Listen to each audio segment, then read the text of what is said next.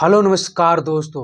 आज हम बात करने जा रहे हैं प्रशांत किशोर ने जो 2 अक्टूबर की अपनी पार्टी की स्थापना की है। आप लोग तो सभी जानते होंगे, बहुत दिनों से चर्चा थी। और चर्चा क्यों, समझे प्रशांत किशोर एक संगठन बनाकर समझे वो पार्टी के रूप में पूरे बिहार में काम कर ही रहे थे।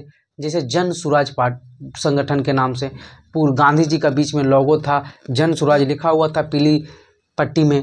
और इस बैनर के तले प्रशांत किशोर बिहार के एक एक गांव पद यात्रा के दौरे बिहार में, और वो अपने से लोगों के अपने विचारों को जोड़ने की बात कर रहे थे।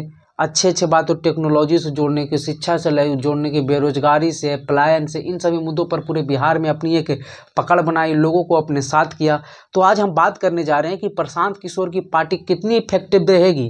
क्या लालू, नीतीश, बीजेपी, कांग्रेस इसके सामने फीका होने वाली है 2025 के चुनाव में? क्योंकि जिस प्रकार की तैयारियां प्रशांत किशोर कर लेकर आई है, और मीडिया में जो हल्ला मच रहा है, खास करके कुछ सर्टेन मीडिया हाउसेस है जो अपने आप को बताते हैं इस रूप में कि निष्पक्ष हैं, लेकिन जैसा ही कुछ जो क्या हम बोले आता है, तुरंत ही वो लोग प्रचार प्रसार करने लग जाते किसी एक विशेष पार्टी को, और किसी एक, जैसे मान लीजिए बीजेपी को वो बड़ाई कर देंगे, प्रशांत किशोर की बड़ाई कर देंगे। वही आरजेडी या कोई और छोटी पार्टियां हों उसको लेकर गलत। हम ये नहीं कहते गलत, जो गलत है आरजेडी के राज में जो हत्याएं या फिर जो भी हुआ था वो गलत था तो गलत था, लेकिन बीजेपी के राज में जो पलायन हो रहा है, बेरोजगारी बढ़ रही है, ये भी गलत है तो गलत है।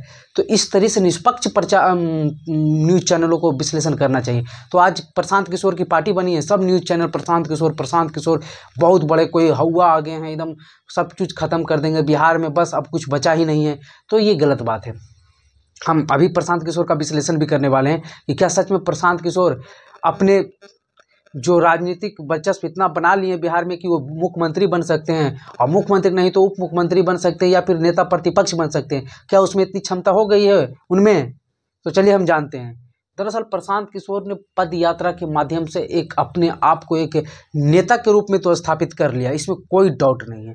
और प्रशांत किशोर जिस बिरादरी जाति से आते हैं, ब्राह्मण जाति से, तो उस जाति के बिहार में राजनीतिक स्पेस ऐसे ही कम है, जनसंख्या भी कम है तो देखा भी कम जाता है। और जिस प्रकार से 30 सालों से बिहार में बैकवर्डों का राज है, और बिहार में फॉरवर्डों के बारे में तो मुख्यमंत्री के बारे में अब तो कोई सोच भी नहीं सकता है।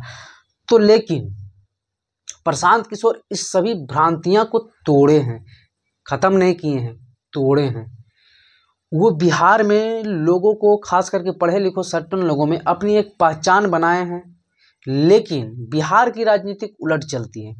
एक बार 2020 के चुनाव में भी पुष्पम प्रिया चौधरी आई थी, बहुत पढ़े लिखे इंजीनियर डॉक्टर को टिकट देकर चुनाव लड़वाई थी, क्या हश्र हुआ था।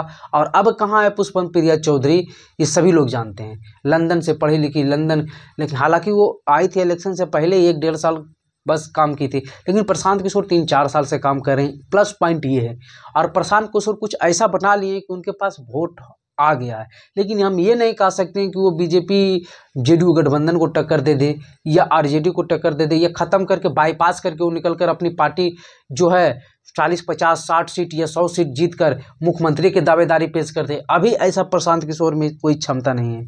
ये बात आप लोगों को सही बता रहे हैं। आगे हो जाए तो यह अलग बात है, लेकिन बिहार की राजनीतिक जिस प्रकार से है, जातीय प्रथा है, धार्मिक स्वरूप है, क्षेत्रीय प्रथा है, तो बिहार की राजनीतिक में प्रशांत किशोर की राजनीतिक अभी उस तरीके से तो नहीं होने वाली है, और बहुत समय लगेगा। अगर बहुत बढ़िया ढंग से किए प्रशांत किशोर तब आगे कुछ हो सकता है।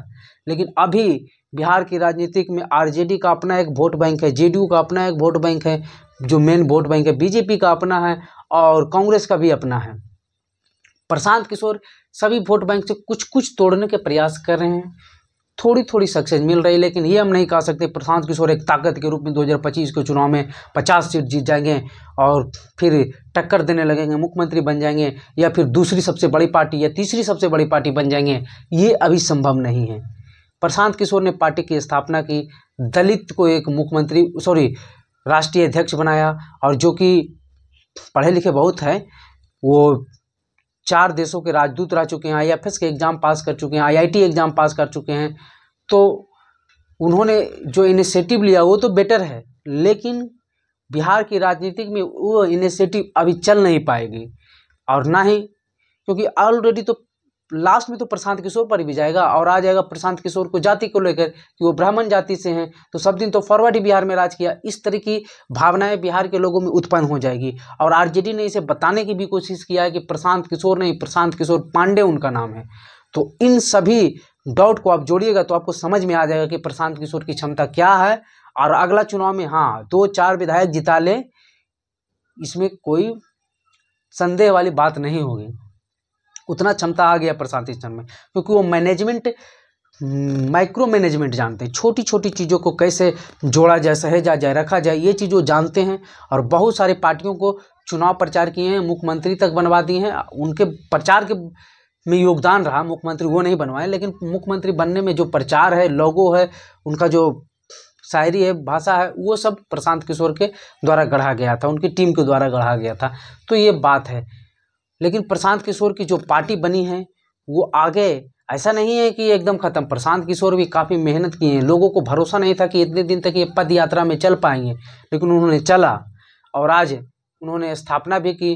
पटना के मिलर ग्राउंड में अपनी पार्टी की स्थापना भी की। आगे उन्होंने गांधी मैदान भरने का भी वादा किया है, तो आगे गांधी मैदान में वो अपनी पार्टी के, और देखना भी होगा आगे क्या उनकी पार्टी का रिस्पॉन्स रहता है, क्या होता है। ये भी 2025 का चुनाव नज़दीक ही आ गया है और जो है हो सकता है तो बिहार में उपचुनाव भी हो जाए। जो बिहार विधानसभा की सीटें खाली है, लोकसभा के चुनाव के वक्त हुई थी, उसमें भी तो प्रशांत किशोर को उसमें भी आजमाया जा सकता है। तो आगे जैसा ही कुछ नई खबर आती है हम आपको अपडेट करेंगे। वीडियो पर बने रहने के लिए धन्यवाद। कृपया कर कमेंट लाइक जरूर करें, सब्सक्राइब करें या ना करें। वीडियो देखने के लिए धन्यवाद।